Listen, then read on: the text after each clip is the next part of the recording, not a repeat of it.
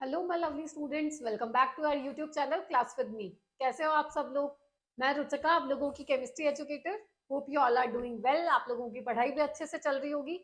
अब तो आपके पास 1.5 महीना पड़ा है। 1.5 महीना भी पूरा नहीं कह सकते, उसमें भी थोड़े दिन कम ही है। 5 तारीख हो चुकी है आज, तो देख लो थोड़ा सा ही टाइम रह गया आप लोगों के पास। अब से सीरियस हो जाओ। तो आज का टाइटल देख के आप लोग समझ ही गए होंगे कि हम क्या डिस्कस करने वाले हैं आज के सेशन में। जो हमारा मैटर इन आर सराउंडिंग्स वाला चैप्टर है क्लास 9th का, उसके हम एनसीईआरटी की जो लास्ट एक्सरसाइज दे रखी होती है वो डिस्कस करेंगे।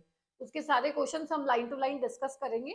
एक चीज और बता दूं मैं सेशन स्टार्ट करने से पहले, कि हमारे ऑनलाइन लाइव बैचेस भी चलते हैं गूगल मीट पर, फिजिक्स केमिस्ट्री बायोलॉजी तीनों का, अप टू 10th क्लास तक। कॉन्टैक्ट डिटेल्स नीचे दे रखी है, किसी को भी अगर एनरोल होना है तो आप बात कर सकते हैं, ठीक है। तो बिना टाइम वेस्ट करते हुए let's get started with the session. चलो स्टूडेंट, स्टार्ट करते हैं हम अपना आज का सेशन।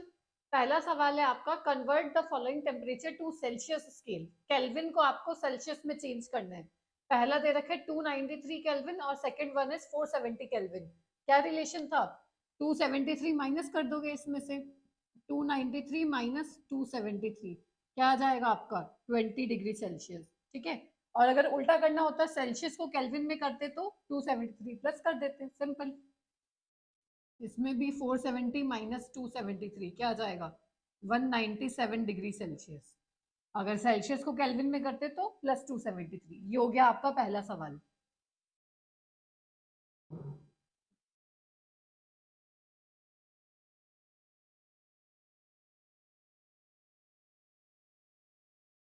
नेक्स्ट है आपका, convert the following temperature into kelvin. देखो पहले वाला हमें सेल्सियस में करना था, अब हमें केल्विन में करना है। पहले में हमने क्या किया, -273, अब क्या कर देंगे, +273। 25 प्लस 273 सेम इसी तरह से 373 प्लस 273, ठीक है। इसको आप कैलकुलेट करके आंसर लिख देना।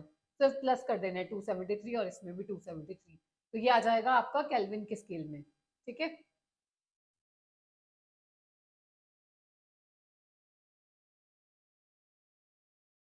अगला सवाल है आप लोगों का, गिव रीजन। आपको रीजन बताना है। इसमें दो पार्ट है। पहला पार्ट देखते हैं हम। ए पार्ट में क्या पूछा हुआ है, naphthalene balls disappear with time without leaving any solid.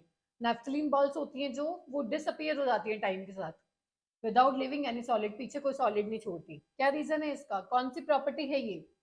इस प्रॉपर्टी को हम लोग बोलते हैं सब्लिमेशन। ये हमने पढ़ा था। सब्लिमेशन क्या होता है?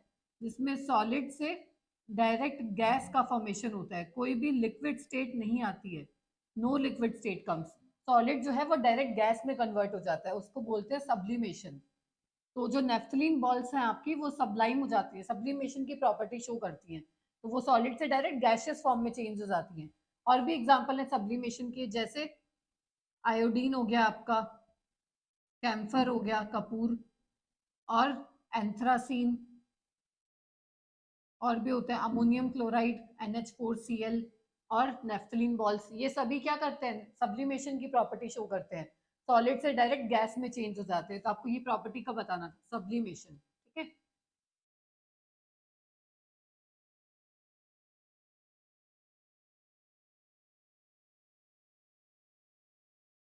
अगला सवाल है आपका, बी पार्ट है जो इसका, वो पूछा हुआ है, we can get the smell of perfume sitting several metres away.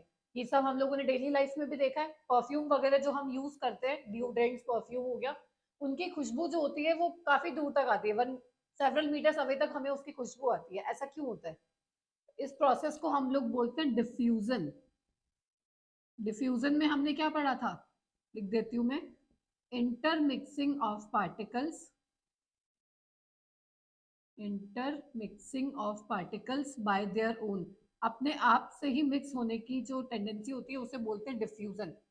ये इनके पास ये टेंडेंसी होती है, डिफ्यूज करते हैं फास्टली, काइनेटिक एनर्जी इनकी ज्यादा होती है, इजीली मूव कर पाते हैं ये। तो सेवरल मीटर्स अवे तक भी हमें स्मेल आती है परफ्यूम की। प्रोसेस क्या कहलाता है, डिफ्यूजन। ये था इसका आंसर, ठीक है।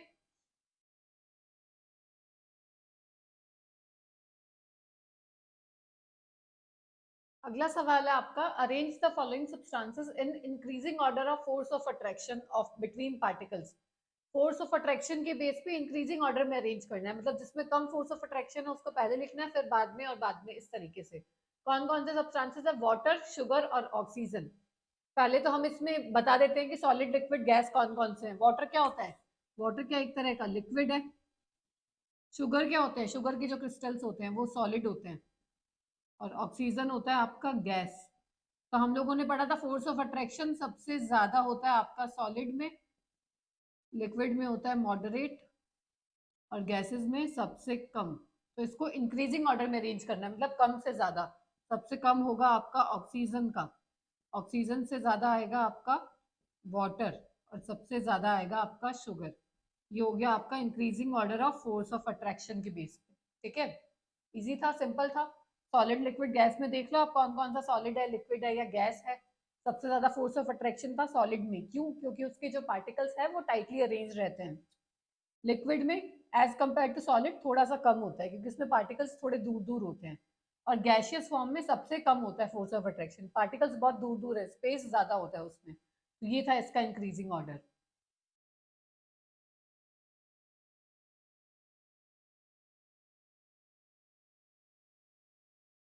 नेक्स्ट है आपका, what is the physical state of water at. आपको वाटर की फिजिकल स्टेट बतानी है, मतलब सॉलिड में एग्जिस्ट करेगा, लिक्विड या फिर गैस। ठीक है, 25 डिग्री सेल्सियस पे। 25 पे तो वाटर लिक्विड की फॉर्म में रहेगा। ये हो गया आपका लिक्विड होगी इसकी फिजिकल स्टेट, ए ऑप्शन का हो गया लिक्विड। सेकंड है 0 डिग्री सेल्सियस। 0 डिग्री सेल्सियस क्या होता है? फ्रीज होने लगता है। तो इसमें क्या आएगा? लिक्विड भी आएगा as well as solid, ice भी बनता जा रहा है साथ के साथ।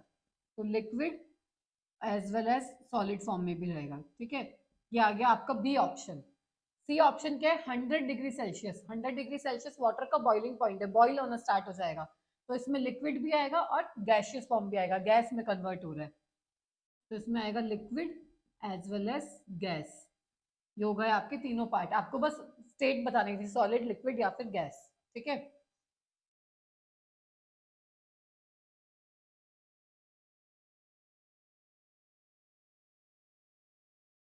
देखो नेक्स्ट है आप लोगों का, give reason to justify. A option है इसका, ए पार्ट है मतलब water at room temperature is liquid. आपको बताना है कि जो वाटर है रूम टेम्परेचर पे वो लिक्विड होता है। क्या रीजन दोगे इसका? लिक्विड ही होगा ऑब्वियसली, क्योंकि इसका जो बॉइलिंग पॉइंट है वो कितना होता है? 100 डिग्री सेल्सियस। और फ्रीजिंग पॉइंट कितना हो गया? 0 डिग्री सेल्सियस। तो रूम टेम्परेचर पे तो क्या होगा? लिक्विड फॉर्म में एग्जिस्ट करेगा। तो आप इसको बता सकते हो, because it's boiling point is 100 degree Celsius, और फ्रीजिंग पॉइंट होता है आपका 0 डिग्री सेल्सियस। इसीलिए जो रूम टेम्परेचर होता है उस पर ये लिक्विड फॉर्म में एग्जिस्ट करता है, क्योंकि 100 से ऊपर ये गैस में चला जाएगा, 0 से नीचे ये सॉलिड में चला जाएगा, और रूम टेम्परेचर पे ये लिक्विड की फॉर्म में एग्जिस्ट करता है। ये था इसका रीजन।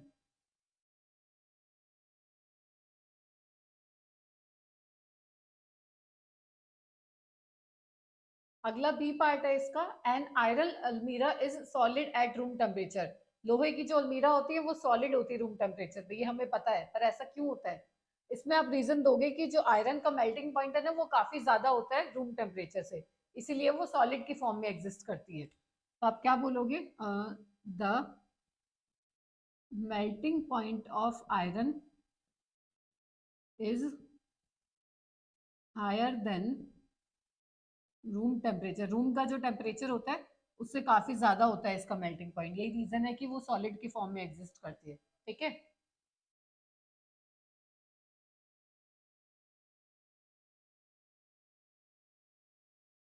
अगला सवाल है आपका, why is ice at 273 Kelvin more effective in cooling than water at same temperature. Question समझ में आ गया आप लोगों को कि 273 केल्विन पे जो आइस होती है ना वो ज्यादा कूलिंग देती है, ज्यादा इफेक्टिव कूलिंग होती है as compare to water same temperature पे। ऐसा क्यों होता है? पहले तो इस पे इंपॉर्टेंट मार्क कर लेना, ये काफी इंपॉर्टेंट क्वेश्चन है। ऐसा क्यों होता है? क्योंकि जो आइस होती है हमारी वो एब्जॉर्ब करती है एक्स्ट्रा हीट को। एक्स्ट्रा हीट, कौन सा टॉपिक पढ़ा था हमने? एक्स्ट्रा हीट मतलब कौन सी हीट को यूज करती है? वो लेटेंट हीट। इसमें लेटेंट हीट ऑफ फ्यूजन बोल सकते हो आप। ठीक है, डेफिनेशन पढ़ी थी ना हमने, लेटेंट मतलब हिडन, छुपी हुई हीट। आइस किस एक्स्ट्रा हीट को यूज करती है? To change into water, water में चेंज होने के लिए वो एक्स्ट्रा हीट यूज करती है, जैसे हम लेटेंट हीट बोलते हैं, ऐसे कोई हीट वाटर एब्जॉर्ब नहीं करता है। इसलिए जो आइस होती है आपकी वो ज्यादा कूल मतलब इफेक्टिव होती है कूलिंग में as compare to water, due to this latent heat, इस एक्स्ट्रा हीट को एब्जॉर्ब करती है वो। यही रीजन है इसका, लेटेंट हीट ऑफ फ्यूजन। ठीक है, लेटेंट का मतलब होता है हिडन, छुपी हुई।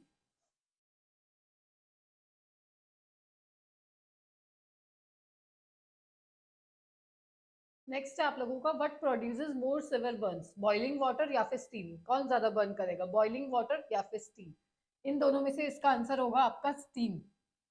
सेम वही कंसेप्ट है जो हमने पहले वाले क्वेश्चन में दिया, क्योंकि जो स्टीम है वो एक्स्ट्रा हीट को एब्जॉर्ब करती है, जिसे हम बोलते हैं लेटेंट हीट। लेटेंट का मतलब होता है हिडन। ठीक है, ये एक्स्ट्रा हीट बॉइलिंग वाटर के पास नहीं होती, इसलिए जो स्टीम है वो सेवर बर्न्स करती है as compare to boiling water in the form of latent heat. ठीक है,